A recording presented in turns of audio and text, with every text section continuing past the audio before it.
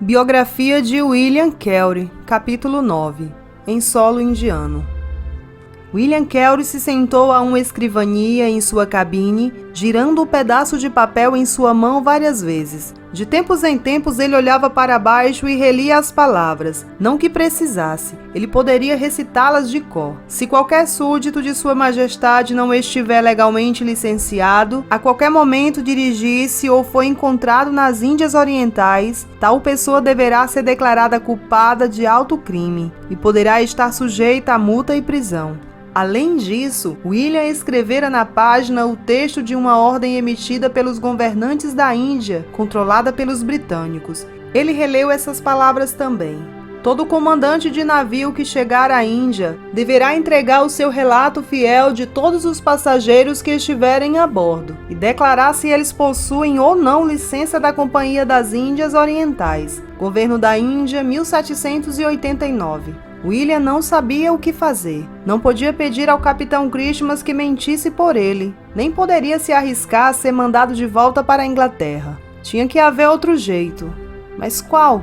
Enquanto ele refletia sobre a situação do grupo, uma ideia surgiu em sua mente. Ele rapidamente leu as palavras do decreto do governo mais uma vez. A resposta estivera lá o tempo todo. Apenas demorara um pouco para ele perceber. O capitão Christmas tinha que declarar todos os passageiros a bordo. No entanto, e se um passageiro ou grupo de passageiros desembarcassem antes do navio pegar o piloto? Não havia nada no decreto que dizia que um passageiro tinha que esperar que o piloto subisse a bordo antes de desembarcar. William sorriu para si mesmo. Aquela era a resposta. Ele se levantou e foi encontrar o capitão Christmas. Depois de 4 horas, os 8 membros do grupo missionário foram secretamente içados sobre a lateral do navio para um pequeno barco nativo chamado Ponce. O plano era que o grupo deveria se encontrar com o capitão Christmas e a coroa da princesa Marinha em Calcutá, onde ficariam atracados por vários dias antes de seguir rio acima para Serampur.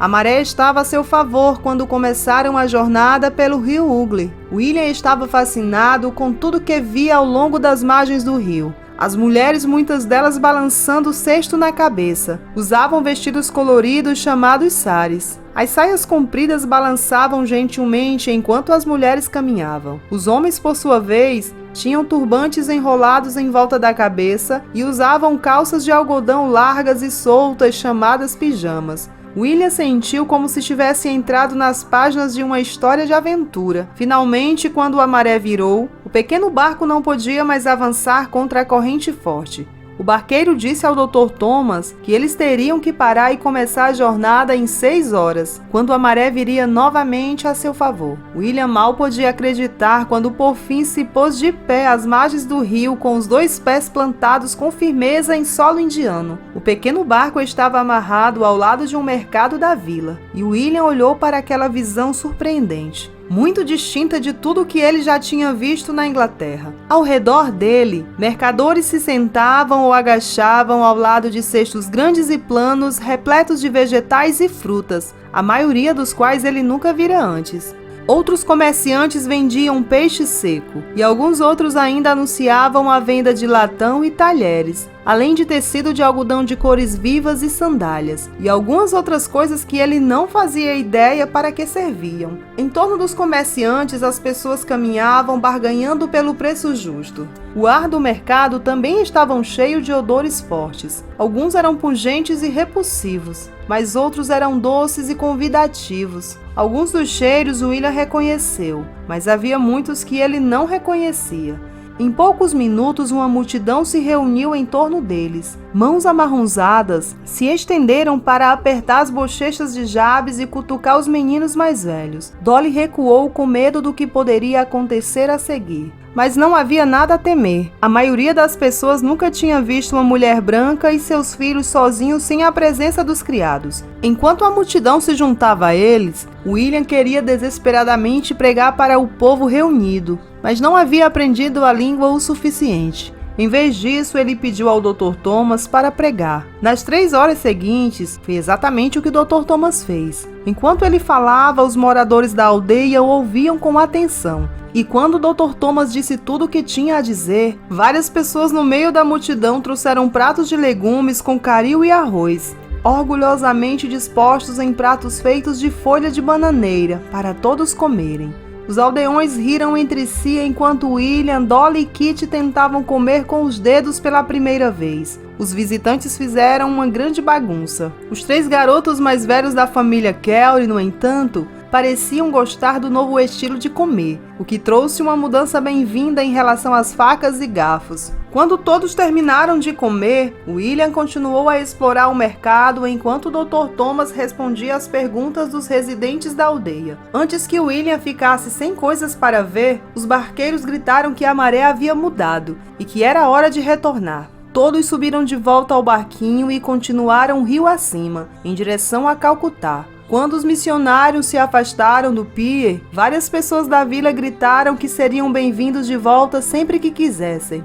De volta no barquinho, William e o Dr. Thomas discutiam sua primeira experiência missionária. William ficou emocionado com o tempo que o povo hindu ficou de pé e ouviu a mensagem do evangelho sendo pregada, e ficou maravilhado com as perguntas inteligentes que fizeram depois. Nos 2 dias seguintes, a mesma cena se repetiu mais 3 vezes em outras aldeias, antes que o barquinho pudesse chegar a Calcutá. O coroa da princesa Maria chegou logo depois deles, e os missionários recolheram seus pertences e se despediram do capitão Christmas. Enquanto a família Kelly esperava com sua pilha de pertences em uma loja de chá, o Dr. Thomas saiu em busca de sua esposa e filha. Ele ficou fora 2 horas antes de voltar com boas notícias. Sua esposa e filha estavam seguras e bem, e moravam em uma casa que haviam alugado perto do centro da cidade. Além disso, o Dr. Thomas trouxe de volta vários empregados para levar os pertences deles para a casa onde todos poderiam ficar. Depois de percorrer as ruas ladeadas por prédios de tijolos de barro e inúmeros bazares e mercados, eles chegaram a uma rua de aparência inglesa, com árvores em ambos os lados. Eles pararam em frente à casa número 43. O Dr. Thomas tocou a campainha. William pôde ouvir o som ecoando de dentro da casa. Em instantes, um criado escancarou a grande porta de madeira. Atrás do criado estava a senhora Thomas e Elisa. 1 hora após a troca de roupas, todo o grupo foi reunido na sala em torno de uma grande mesa de mogno. Eles tomaram chá e trocaram histórias de suas viagens saindo da Inglaterra e contaram como haviam entrado na Índia sem licença. A senhora Thomas explicou que uma de suas amigas era a esposa de um oficial do alto escalão. Como ela e Elisa estavam viajando sozinhas, o oficial providenciou uma autorização de entrada especial para ambas, e até mesmo emprestou dinheiro para montar a casa. Enquanto o grupo reunido conversava, os empregados corriam para dentro e para fora fazendo sanduíches e bules de chá. Com cada novo bule de chá, uma das servas estendia os braços para aliviar Dolly de ter que segurar Jabes. Em vez de entregá-lo, porém, Dolly se agarrava ao bebê com mais força. Apesar dos medos da esposa, William estava feliz por estar na Índia. Ele também ficou feliz em ver o Dr. Thomas reunido com sua família de novo. No entanto, algo o incomodava sobre aquilo tudo. Ele viera à Índia para partilhar a mensagem do Evangelho com quem vivia nas aldeias espalhadas pelo campo. Ele esperava que o ambiente luxuoso e os criados não fossem a maneira como a senhora Thomas esperasse viver, agora que todos haviam chegado. Além de qualquer outro motivo, eles não tinham dinheiro para sustentar esse estilo de vida. Na manhã seguinte, a senhora Thomas ordenara aos criados que desembalassem todos os baús de roupas, e os meninos subiam e desciam as escadas e entravam e saíam da varanda dos fundos, felizes por estarem em uma terra firme, mais uma vez. Enquanto os meninos corriam, William se sentou na varanda e, examinando um hibisco, ele ficou maravilhado com a estrutura da flor, enquanto a observava através de sua lupa. Enquanto estudava a flor, ouviu a campainha da porta da frente e depois os passos no chão de mármore. Vários minutos depois, o Dr. Thomas chamou seu nome.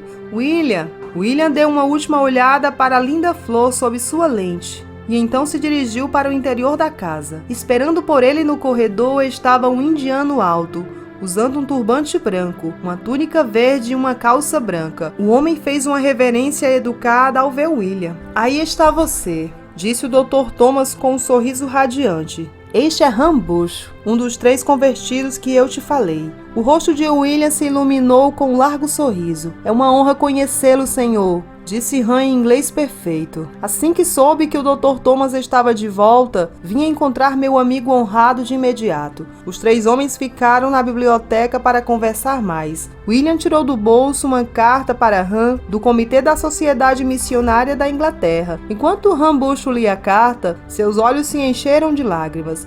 Eu não sou digno de receber cumprimentos cristãos tão gentis, confessou ele. Desde que você me deixou, Dr. Thomas, tenho estado sob muita pressão da minha família. Eles estão sempre me pedindo para adorar os deuses da família com eles. Depois de muitas semanas servindo a Jesus Cristo, eu cedi e fui com eles ao templo. Agora eu não sou mais digno. Embora consternado com o fato de Han ter voltado aos deuses hindus, William e o Dr. Thomas sentiram que ele parecia genuinamente arrependido de suas ações. E como ele falava um bom inglês, William pediu que ele se tornasse o seu professor de línguas. Agora que tinha alguém para ajudá-lo com a língua, William estava ansioso para continuar a empreitada missionária. No livro A Inquirição, ele havia estabelecido princípios para o trabalho missionário e agora era hora de colocá-los em prática. Primeiro, era preciso encontrar uma maneira de viver da forma mais simples possível entre o povo indiano. Segundo, ele precisava de uma maneira de se sustentar, para que o dinheiro pudesse ser liberado, para que o Comitê da Sociedade Missionária enviasse mais missionários. William sabia que levaria algum tempo para que isso acontecesse, mas o primeiro passo era vender os produtos trazidos para a Índia. Thomas já lhe assegurara que os produtos de metal e os metros de tecidos de lã poderiam ser vendidos com facilidade para levantar 150 libras, que lhes custariam viver pelo período de 1 ano. No entanto, na época em que o Dr. Thomas estivera fora da Índia, havia ocorrido um excesso dos itens que William havia trazido no mercado indiano, e assim a venda dos bens não chegou nem perto da quantia esperada. Levou apenas 2 semanas para o grupo missionário perceber que seu dinheiro se esvaía rápido demais. Eles teriam que repensar os planos. Depois de muitas discussões e sobre o protesto das 3 mulheres, foi decidido que eles se mudariam para o assentamento português de Bandel, quase 50 quilômetros adiante, subindo o rio Hooghly de Calcutá, onde os custos de vida seriam muito mais baixos. Como era muito mais rápido viajar de barco rio acima do que ir por terra até Bandel, o grupo, junto com Elisa, a senhora Thomas e Rambucho, se viu mais uma vez em movimento. Demorou 3 dias para descobrir a distância, mas quanto mais subiam o rio, mais se afastavam da influência da maré e mais depressa podiam ir. Uma vez em Bandel, William e o Dr. Thomas, acompanhados por Rambucho, foram em busca de um lugar para morar. Eles encontraram uma casa pequena, mas adequada, e a alugaram. Os 6 membros da família, Kelly e Kit, dividiam um quarto. Os 3 da família Thomas compartilhavam o segundo quarto, e Han dormia em um minúsculo quarto nos fundos da casa que outrora fora uma grande despensa. Assim que se instalaram, William comprou um mapa da área e começou a planejar as viagens que ele e o Dr. Thomas fariam. Os 2 homens compraram um barco pequeno e em poucos dias partiram para compartilhar a mensagem do Evangelho nas aldeias que pontilhavam as margens do rio Hooghly. Aonde quer que fossem, multidões às vezes tão grandes quanto 200 ou 300 pessoas vinham ouvi-los. No início, o Dr. Thomas fazia as pregações. William amava a vida de missionário em Bandel, mas ela não duraria muito tempo. O problema era o Dr. Thomas. Como o Dr. Thomas tinha vivido na Índia antes, William de forma imprudente o deixara encarregado do dinheiro. No entanto, em meados de dezembro, apenas 4 semanas depois de chegarem a Bandel, a situação estava sombria. Com 11 bocas para alimentar, seu dinheiro tinha quase que completamente desaparecido. Algo precisava ser feito. Eles haviam reservado uma pequena quantia em dinheiro para estabelecer uma estação missionária permanente. Independente de quão desesperadas as coisas pudessem ficar, William e o Dr. Thomas haviam se comprometidos a não tocar no dinheiro até que fosse necessário para aquele propósito. Enquanto William ponderava sobre o que fazer, ele recebeu uma carta do capitão Christmas. O capitão ouvira falar de uma vaga para um jardineiro-chefe no Jardim Botânico da Índia Oriental em Calcutá. Lembrando o quanto William sabia sobre botânica, ele o recomendara para o trabalho. A recomendação fora aprovada e William Kelly poderia ter o emprego se quisesse. Melhor ainda, o trabalho vinha com uma casa. No mesmo dia, o Dr. Thomas recebeu a notícia de que alguns dos seus credores ainda estavam atrás dele. Ficou decidido que todo o grupo iria fazer as malas e voltar para Calcutá, onde William trabalharia como botânico e o Dr. Thomas abriria um consultório médico e ganharia algum dinheiro para pagar seus credores. Cada família viveria separadamente e, uma vez estabelecidas, encontrariam maneira de continuar o trabalho missionário. Era um ótimo plano. No entanto, ele não funcionou. Quando William foi ver o trabalho nos Jardins Botânicos, ele foi informado de que houvera um mal-entendido e que o trabalho já havia sido dado a outra pessoa. Agora a família Kelly não tinha lugar para morar e estava com pouco dinheiro. William não sabia o que fazer. Felizmente, Rambucho sabia. Ele tinha um amigo banqueiro que concordou em deixar a família Kelly ficar em uma pequena casa no jardim, na parte de trás de sua propriedade. Maniquitula ficava em uma grande área pantanosa, a nordeste da cidade, e vinha completa com mosquitos portadores de malária e bandos de ladrões que vagavam pelas ruas lamacentas. A família Kelly, no entanto, nunca foi incomodada pelos ladrões, provavelmente porque parecia não ter nada que valesse a pena roubar. Logo depois de chegar, Dolly Félix e William Jr. ficaram doentes com disenteria. Enquanto os dias se arrastavam, Dolly e Kit começaram a reclamar de tudo. O clima era muito quente. A população local as assustava. A língua era muito difícil de aprender. As crianças estavam inquietas. Seus estômagos não conseguiam se acostumar com a dieta fixa de legumes e arroz. Além de se perguntarem por que os indianos comiam chapatins em vez de um bom pedaço de pão. Elas também culpavam o Dr. Thomas por colocá-los na bagunça em que estavam. As reclamações e questionamentos ocorriam dia e noite. No final, William escreveu em seu diário: "Minha esposa e minha cunhada também não veem a importância da missão como eu. Estão continuamente reclamando contra mim. Se minha família estivesse envolvida no trabalho, eu me sentiria como se um grande fardo tivesse sido removido de mim. Não importava o quão pobre fosse ou quão desesperada parecesse sua situação." William estava grato pelo fato de Dr. Thomas ter guardado um pouco de dinheiro para o trabalho missionário. Ele disse a si mesmo que não usaria o dinheiro para comprar comida para a família. Ao invés disso, gastaria o dinheiro para imprimir Bíblias ou pagar pela construção de uma estação missionária permanente. Isso ainda deixava William com o problema de poder ganhar o dinheiro necessário para alimentar e manter sua família enquanto isso. Ele precisava de uma solução e rápido. Era o início de janeiro. Apenas 2 meses depois de terem chegado à Índia, e a família já estava no último saco de arroz. 2 semanas se passavam. William economizou o arroz o máximo possível. Quando ele começou a se desesperar que todos pudessem acabar morrendo de fome,